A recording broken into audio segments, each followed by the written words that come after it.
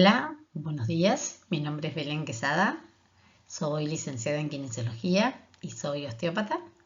Mi especialidad es niños, o sea, pediatría. Y creo que es importante entender que la osteopatía es una herramienta válida para todas las etapas de nuestra vida. Especialmente acá veremos la importancia de trabajar desde el momento del nacimiento hasta la adolescencia. Para entender un poco la osteopatía, siempre es importante entender los comienzos.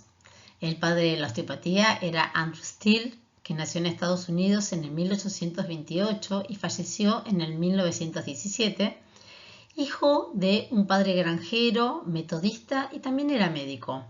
Steele, en lo que era la época del 1830 a 1840, en Estados Unidos 1850, en donde vivían en guerras, Steele se dedica a ser médico, especialmente cirujano, en donde en esa época lo que más había eran amputaciones. Pero en un momento dado, en el 1850-1860, Estados Unidos hay una gran peste de meningitis y Steele ahí pierde 3 hijos. Enojado con su profesión, Steele decide retirarse de todo y se va al medio del campo, a su granja, y comienza a estudiar la medicina desde otro lugar. Comienza a estudiar cadáveres y comienza a estudiar la fisiología. Y desde ahí es que donde Steele presenta las primeras bases sobre lo que después va a llamar en 1874 la osteopatía. Entonces, para Steele, la osteopatía es la base de la perfección de la obra de la naturaleza y que se da cuando las partes del cuerpo están alineadas. En ese momento es cuando gozamos de salud. Cuando no están alineadas, su efecto es la enfermedad. Cuando se reajustan las partes, la enfermedad cede y da paso a la salud. El trabajo del osteópata entonces es ajustar ese cuerpo para que se pase de la situación anormal a la situación normal. Y así los espacios anormales ceden a los espacios normales. La salud es consecuencia del estado normal. La pediatría es el arte y la ciencia del cuidado de los niños. Los niños no son adultos en miniatura, no solo porque sus proporciones anatómicas son diferentes, sino también porque su fisiología, su bioquímica y su anatomía patológica son diferentes. Recién a principios del siglo XX comienzan a aparecer los primeros escritos sobre osteópatas que empiezan a manifestar su interés por la pediatría. Así, entre fines de 1920 y 1930, los osteópatas empezaron a dejar documentación sobre tales estudios. El primero fue Little John, un precursor en 1890 que estudió la influencia de las contracciones uterinas de la madre sobre el feto. El segundo escrito importante es de Whiting en 1913, en el cual estudia sobre 233 mujeres la influencia o la importancia del trabajo sobre las disfunciones somáticas en la madre. Y después está Millard en 1918, donde hace un estudio muy consensuado sobre el trabajo osteopático en poliomielitis. En 1939 se funda el Colegio Americano de la Osteopatía Pediátrica. Este colegio fue fundado por Watson, Percival y Witten. Es imposible dejar de nombrar a Viola Fryman. Ella nació en el 1921 y falleció en el 2016. Ella dejó un montón de escritos sobre sus trabajos en niños, que siempre fue muy rico. A ella le llamó la atención, lo primero que le llamó la atención fue un estudio de Sutherland sobre los traumatismos perinatales y los vómitos del recién nacido, y estudió el nervio vago sobre 1250 niños. Entonces, el bebé sano come, hace pis, caca, duerme, sonríe, llora si tiene frío, si tiene calor, si tiene hambre, si está mojado o está incómodo. Y si el bebé llora constantemente y al bebé no le pasa nada, la mamá ya le dio de comer, la mamá ya lo cambió, el bebé sigue llorando y la mamá lo vuelve a acomodar. Esos bebés que la mamá se desespera porque no entiende qué le pasa. Desde la osteopatía decimos que, bueno, que algo le molesta y que debe haber una espina irritativa. El pediatra en estos casos lo que busca primero es aplacar el síntoma. Nosotros desde la osteopatía lo que vamos a hacer es buscar qué está causando esa sintomatología y desde ese lugar lo que vamos a hacer justamente es buscarle la solución. Por ejemplo, entonces, un lloro excesivo antes de las comidas. Aquí el bebé nos puede estar indicando que puede tener un diafragma en espasmo, entonces comer supone un esfuerzo demasiado grande que no puede realizar. O nos puede estar indicando que su sistema digestivo está alterado a causa de una compresión del vago. ¿Qué hace el pediatra ante esto? El bebé no aumenta de peso y automáticamente el pediatra les da una leche de fórmula, una mamadera, para que el bebé aumente de peso. Otro de los casos en los cuales podemos trabajar son, por ejemplo, cuando el niño tiene dificultades para conciliar el sueño. Esto puede ser debido a compresiones craneanas sutiles que estén alterando los procesos circadianos del hipotálamo. Desde la osteopatía tenemos muy en cuenta las membranas meningias, esas membranas que recubren el encéfalo y recubren toda la médula. Este es un sistema longitudinal, pero también está en relación con un sistema horizontal que son las tiendas del cerebelo. Cualquier alteración en algún punto de estas membranas me van a generar tensiones que pueden alterar este ritmo. Otro caso en el cual tenemos que abrir los ojos bien son esos niños que se chupan el dedo en edad avanzada. Esto es un mecanismo inconsciente que utiliza el niño para intentar bombear el paladar y corregir alguna disfunción de la bóveda craneal que puede estar repercutiendo en tensiones membranosas en otras partes del cuerpo. El reflejo de succión es una técnica inconsciente del bebé para facilitar el bombeo craneal después de la compresión sufrida en el parto. Pero si este dedo dentro de la boca permanece en el tiempo, nos va a generar una alteración en la bóveda palatina, podemos tener un niño que sea respirador bucal y nos va a traer también problemas en la oclusión. Por lo tanto, acá también debemos abrir nuestro campo de acción y podemos trabajar también con los odontopediatras. Como vemos entonces, el organismo del niño es dinámico y cambiante. Sus distintos componentes tienen distintos ritmos de crecimiento y maduración, por lo cual demandan una reevaluación constante. Los índices de crecimiento y de desarrollo son significativamente diferentes. Uno de los ejemplos que me gusta poner siempre sobre justamente el crecimiento y el desarrollo de los bebés es estudiar un poco la evolución del cráneo. Tenemos que en el bebé recién nacido, este cráneo es muy rudimentario y su macizo facial ocupa una octava parte de lo que es el cráneo total. Vamos a hacer una señalización de este pequeño macizo facial en relación al resto del cráneo. Como vemos acá también y podemos observar, el maxilar inferior es casi horizontal. No tenemos dientes cuando nacemos, los esbozos de los dientes están dentro de lo que sería el maxilar superior y el maxilar inferior, y la única manera de alimentarse para este bebé va a ser la succión. En la medida en que empezamos a crecer, empiezan a aparecer los dientes, ya a partir entre el cuarto y el sexto mes empiezan a aparecer los dientes, los que llamamos dientes de leche, y con los dientes de leche empezamos a incorporar distintos alimentos que empiezan a demandar otros movimientos de la boca y de la lengua. Así, con el tiempo, nuestro macizo facial empieza también a evolucionar, no solamente desde la respiración, sino también desde la alimentación. Y entonces tenemos que este macizo facial, como vemos en la imagen del medio, empieza a hacer que esta rama horizontal del maxilar inferior empieza a tener cada vez más altura. Empieza a pasar el tiempo, a partir de los 6-7 años empezamos a cambiar la dentición, pasamos a la segunda dentición y ya empezamos a incorporar, ya comemos carnes o comemos cualquier tipo de alimentos que demanda desgarrar la comida y nuestro maxilar inferior cada vez está más evolucionado.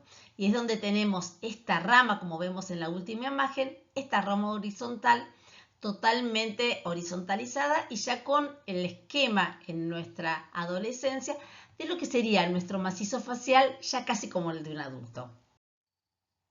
Entonces, es importante entender justamente cómo es el desarrollo de este bebé recién nacido hacia la adultez o hacia por lo menos la adolescencia.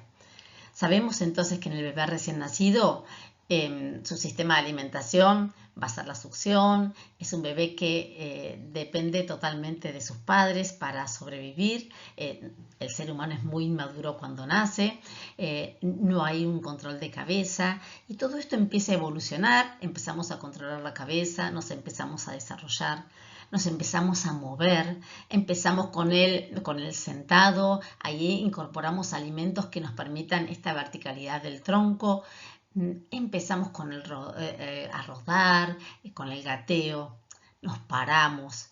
Estas piernas que al principio cuesta ordenarlas o cuesta coordinarlas, en los diferentes momentos por lo que pasa nuestro crecimiento óseo también, cómo va evolucionando la descarga de peso, cómo va evolucionando los pies, nuestros arcos plantares y cómo va evolucionando, por ejemplo, también esto de el macizo facial, cómo cambia la oclusión, cómo cambia la respiración y vamos evolucionando así hasta la adolescencia. Entender esto, qué sucede en cada etapa del niño, desde su desarrollo motor, su desarrollo desde fisiológico o anatómico, hasta su desarrollo psicológico, es muy importante tenerlo en cuenta y como osteópatas tenemos en cuenta cada una de estas áreas.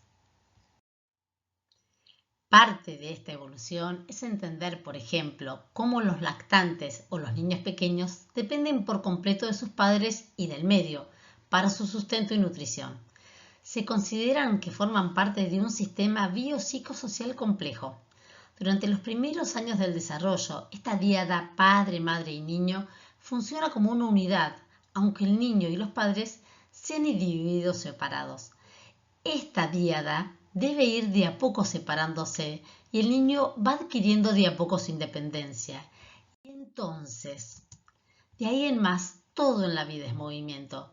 No solo la relación con los padres, sino también, por ejemplo, la respiración y su desarrollo continuo, desde los senos paranasales hasta el sistema orofaringeo. El sistema estomatognático, desde el habla, la respiración, el sonreír y hasta la alimentación.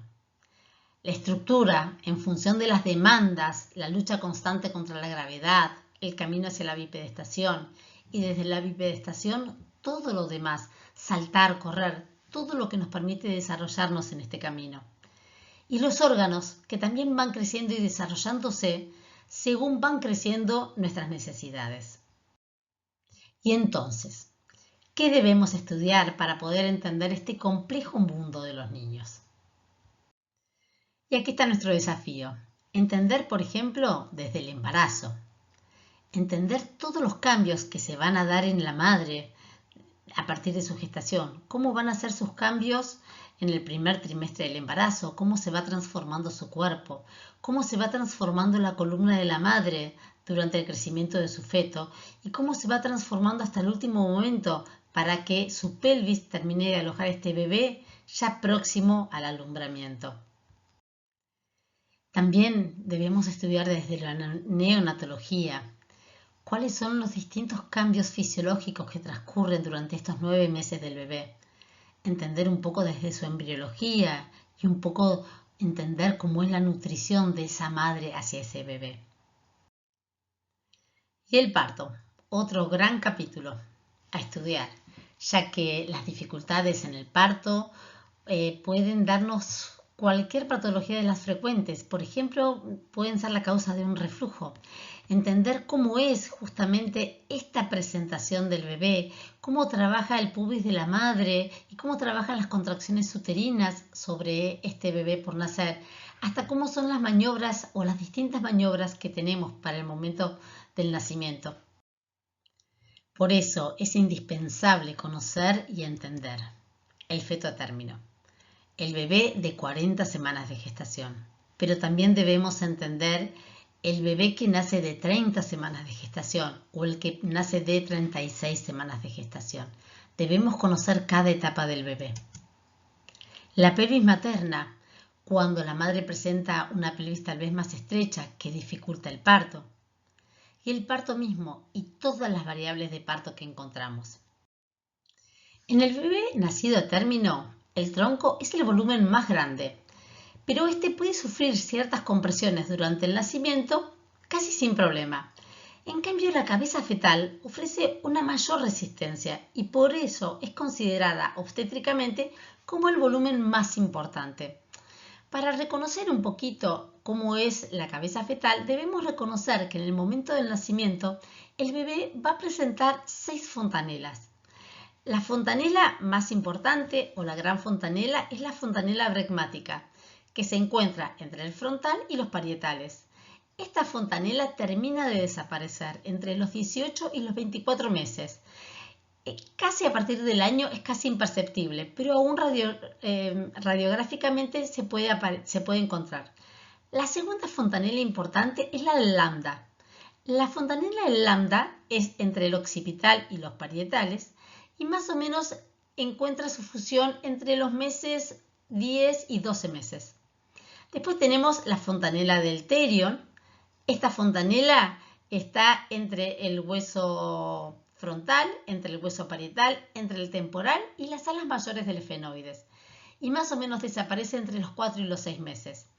También tenemos la fontanela del asterion, que es entre el parietal, el occipital y el temporal. Y también, como la fontanela anterior, termina de desaparecer entre los 4 y los 6 meses. Tenemos una última fontanela o falsa fontanela, que es la de la sutura sagital, que también le llaman la fontanela de Jardí. La cabeza fetal tiene la característica que durante el pasaje del bebé por la cavidad pelviana de la madre para el momento del alumbramiento va pasando por distintas resistencias que van produciendo unos pequeños encabalgamientos dentro de los huesos del cráneo. Esto lo que produce es que sabiamente la naturaleza hace que los diámetros de la cabeza del bebé se achiquen un poquito para pasar más cómodamente por el canal vaginal. De esta manera tenemos que distintos diámetros con los cuales se puede presentar la cabeza del bebé.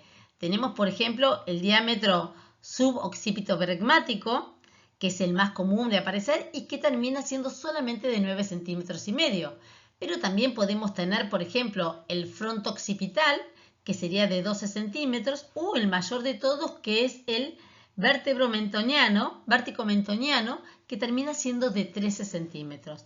Esto, por supuesto, lo que va a producir son distintas compresiones dentro del cráneo del bebé. Entonces, en las presentaciones cefálicas tenemos en una presentación cefálica de las más habituales, en donde el bebé se presenta con una flexión de sus cervicales, presentando justamente el diámetro suboccipito-bregmático, que es de 9,5 centímetros. Ahora, si el bebé se presenta con una posición neutra de sus cervicales, lo que nos va a presentar va a ser el diámetro occipito-frontal, con un diámetro aproximado de 10 centímetros. Pero el bebé también puede presentarse con una extensión de sus cervicales, presentando este mismo diámetro, pero con mayor diámetro, y lo va a presentar con 11,5 centímetros. Ante una hiperextensión de sus cervicales, lo que va a presentar el bebé es el diámetro vértico-mentoniano de 13,5 centímetros, y la presentación se va a dar de cara, pudiendo producir compresiones en los huesos de la cara. No debemos olvidar otras formas que tenemos en el parto vaginal, que el bebé puede venir sentado o de cola, el cual puede ser completo o puede ser incompleto con una pierna en extensión. Hay distintas formas de sus presentaciones de nalga. O que el bebé venga en forma horizontal y que lo que primero que presente sea un hombro. Estas distintas maneras nos van a orientar sobre qué está sucediendo con este bebé que viene a nuestra consulta. Muy bien, hasta acá hemos aprendido algo del bebé, más todo lo demás que tenemos que seguir aprendiendo. Pero no debemos olvidarnos que este bebé se gesta en una madre y que también desde la osteopatía debemos trabajar para que esta madre tenga el mejor cuerpito posible para el momento del alumbramiento. Entonces no debemos dejar pasar estos pequeños detalles de su pelvis. Entender su pelvis materna, entender los diámetros pélvicos por donde va a ser el pasaje de este bebé hacia el alumbramiento. Podemos trabajar sobre su pelvis ósea. Es importante siempre que la movilidad del sacro entre los ilíacos sea la correcta. La movilidad del E5 y S1 y la movilidad de la columna lumbar. La movilidad de la articulación sacrococcígea. La movilidad de la sínfisis pubiana y la movilidad de las articulaciones coxofemorales. El osteópata debe poder entender el cuerpo de la madre y debe actuar en él antes del momento del alumbramiento. También debemos tener en cuenta los tejidos blandos. Estos tejidos deben ser lo suficientemente elásticos como para permitir el paso del bebé. Acá debemos tener en cuenta los músculos del suelo pélvico que juegan un papel muy importante durante el embarazo y durante el parto. Tanto los perivaginales como los perivulvares, que forman parte del perineo anterior, y los isquiococcígeos y las fascias posteriores de los glúteos, que forman parte del perineo posterior. En el momento del descenso en el canal, el feto empuja el coxis hacia atrás. También debemos tener en cuenta los ligamentos, específicamente los sacrociáticos, que son parte del perineo posterior. Otra cosa que debemos tener en cuenta es que muchas veces este parto, aunque sea vaginal, requiere de cierta asistencia. Y aquí encontramos, por ejemplo, el parto con forceps. El forceps está diseñado para cumplir dos funciones, tracción y rotación. Fundamentalmente, cuando el bebé no termina de producir su rotación o está trabado, es necesario poder utilizarlo. Este instrumento es tan antiguo que se han encontrado dibujos de forceps en las pirámides de Egipto. El hombre siempre ha pensado esta forma de poder asistir al bebé en el momento del alumbramiento. Y acá otro gran asistente, la ventosa. Cuando la expulsión no es satisfactoria, la ventosa facilita la salida del bebé. Se le coloca una copa entre el brecma y el lambda y desde ahí se produce un vacío para ayudar en la última parte de la salida. Está todo muy estudiado, se utiliza un tiempo determinado y una vez que se produjo la expulsión se retira rápidamente de la cabeza del bebé. Por último, el parto por cesárea. Acá lo primero que debemos tener en cuenta es qué llevó el médico a realizar la cesárea. Puede ser una pelvis muy estrecha de la madre, que crea una dificultad para el nacimiento del bebé. Puede ser un parto prolongado, que termina con una cesárea. Puede ser que haya habido un riesgo de vida para la madre o para el bebé. Siempre debemos tener en cuenta dentro de nuestra anamnesis qué llevó a ese bebé a su parto por cesárea. Bueno, sabemos que el estrés es necesario, ya que este estrés es el que favorece la producción de catecolaminas y estas catecolaminas son las que favorecen las posibilidades de supervivencia y adaptación. El estado de salud es la capacidad de adaptarnos al estrés. Entonces, ¿cuáles son las herramientas que tenemos a nuestro alcance? Las herramientas desde la osteopatía. Por un lado, por supuesto, la principal herramienta que tenemos son nuestras manos.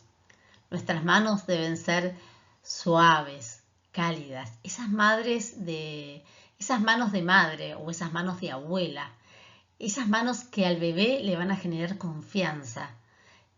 Y si el bebé tiene confianza, se va a entregar a nuestro tratamiento. Bueno, y para esto tenemos distintas técnicas, ¿no? Tenemos, por ejemplo, las técnicas del modelado. Estas técnicas permiten controlar las anormalidades en el crecimiento óseo, estimular los centros de osificación de cada hueso y conducir también este crecimiento óseo. El terapeuta coloca sus manos sobre la zona que corresponde a cada centro de osificación. Para esto es indispensable, estas técnicas se utilizan mucho, por ejemplo, en las plagiocefalias o en aquellas cabezas en donde un parto dificultoso o la posición misma del bebé dentro del vientre materno ha dejado su huella. Las zonas planas. Estas zonas planas que aparecen en las plagiocefalias posicionales tan frecuentes en nuestra época, podemos decir que una de las causas principales fue que en 1992 la Asociación Americana de Pediatría recomendó que para evitar la muerte súbita los bebés debían dormir boca arriba. La realidad es que gracias a esta recomendación la muerte súbita disminuyó un 60%. Pero sí es cierto que nos han entregado estas zonas planas, estas zonas que son tan fáciles para trabajar desde la osteopatía. Nosotros como osteópatas podemos trabajar para darle flexibilidad a la zona aplanada, podemos moldear sus fibras óseas y también debemos trabajar para darle armonía al cráneo. Por el otro lado, tenemos también las zonas abolladas. Acá cambiamos radicalmente nuestra técnica. El osteópata coloca la yema de sus dedos alrededor de la abolladura y la otra mano diametralmente opuesta. La idea es aspirar y reorganizar el hueso alrededor de un punto de osificación. Acá también trabajamos con el concepto de los arcos botantes. Ahora vamos a ver otras patologías, como por ejemplo la otitis. La otitis, la clave para entender la otitis es entender al temporal y a la trompa de Eustaquio. Debemos tener un temporal libre y si no está libre deberemos liberarlo. Debemos ver que este temporal no tenga alguna lesión intraósea que esté perjudicándolo.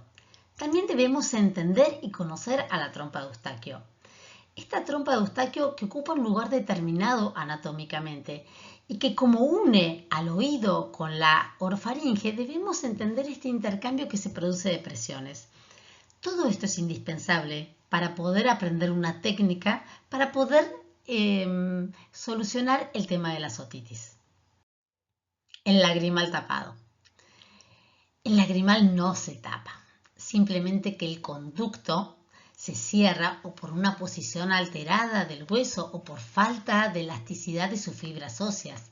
Recordemos que el hueso lagrimal forma parte de la cara interna de la cavidad orbitaria.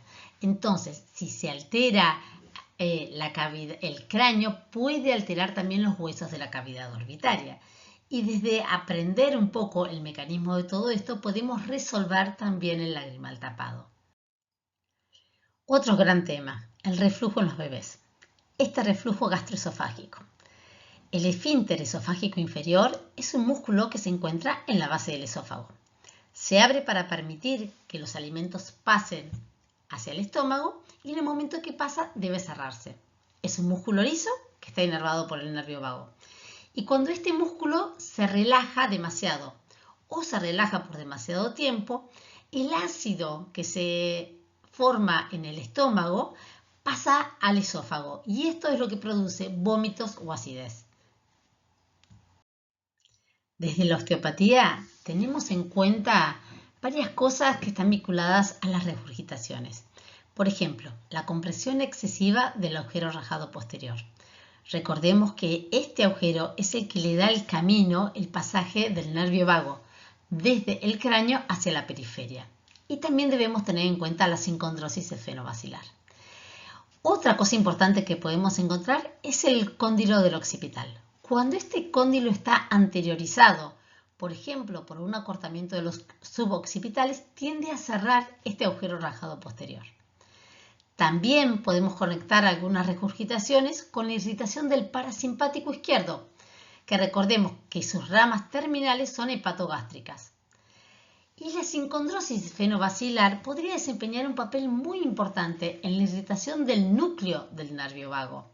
Acá los fenómenos vasculares, tanto de la arteria vertebral como de la vena yugular interna, pueden producir una irritación vagal.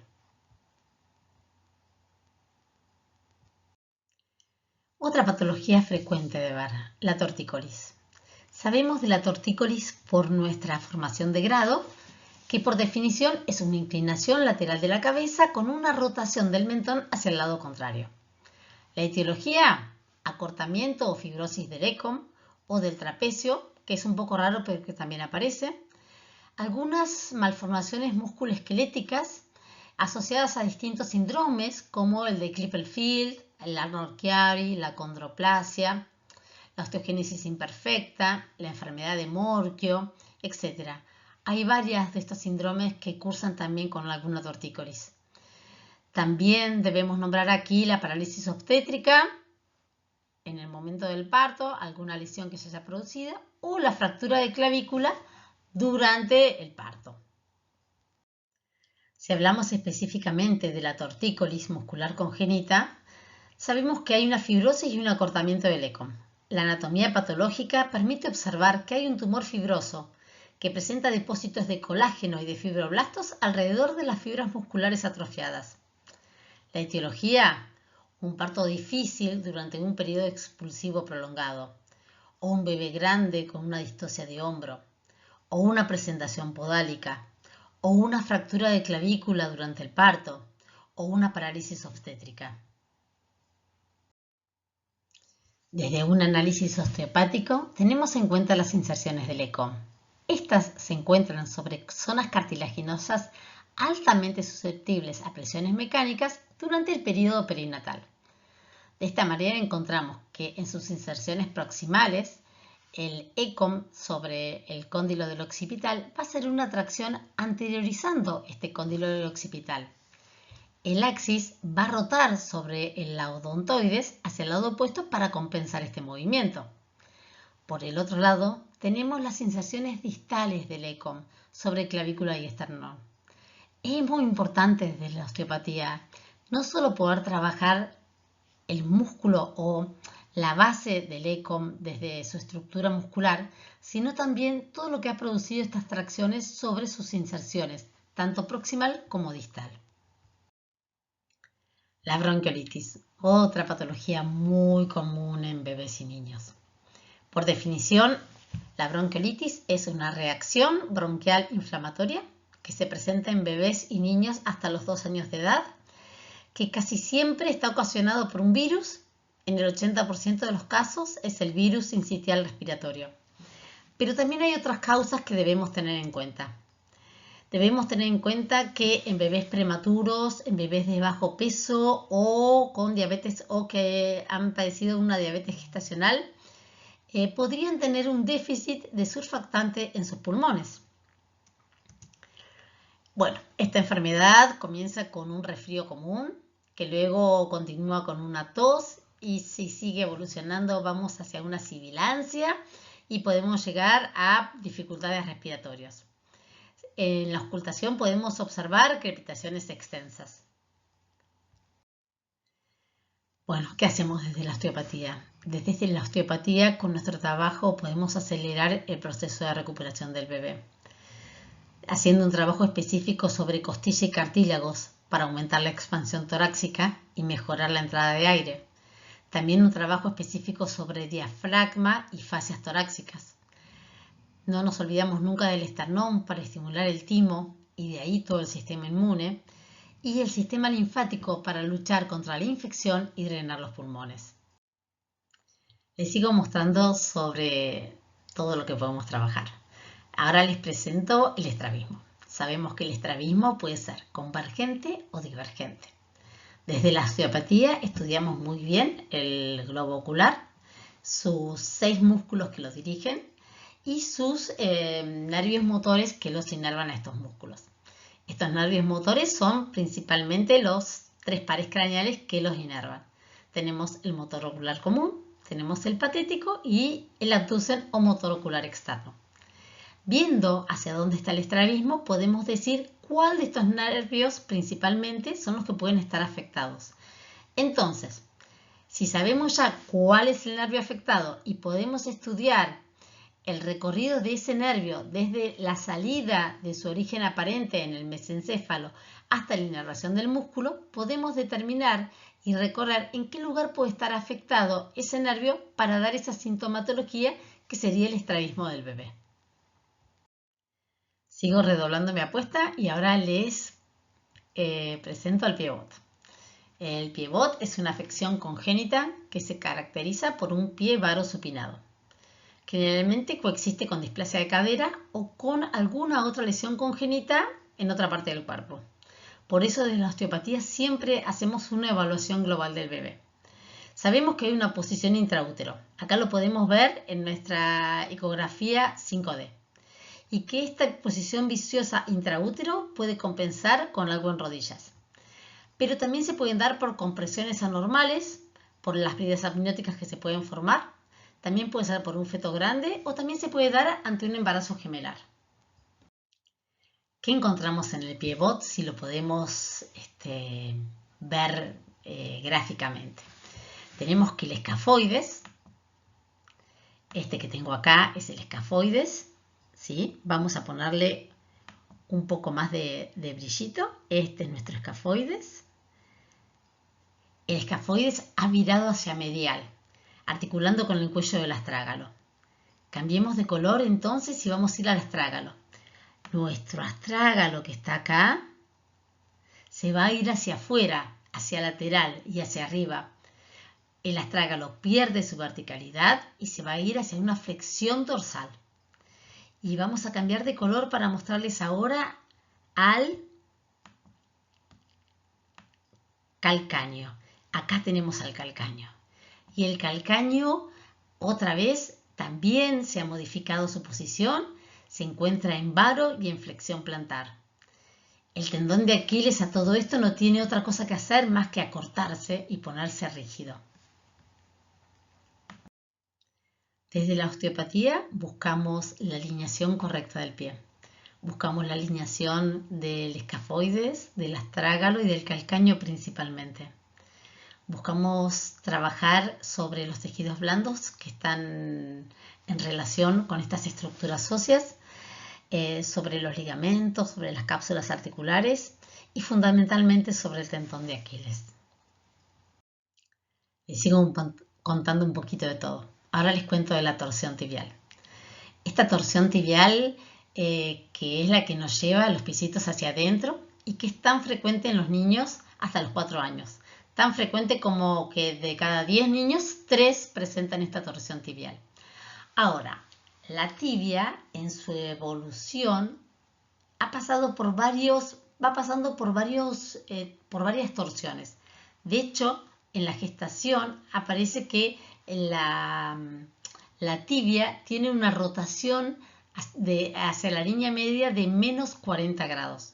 En la medida en que nace, esta tibia va desrotándose, ¿sí? Pero entre los 4 años y 5, esta tibia debería estar ya alineada. Cuando esta tibia no está alineada es cuando los osteópatas entramos a trabajar en ella. Entonces, ¿qué encontramos ahí?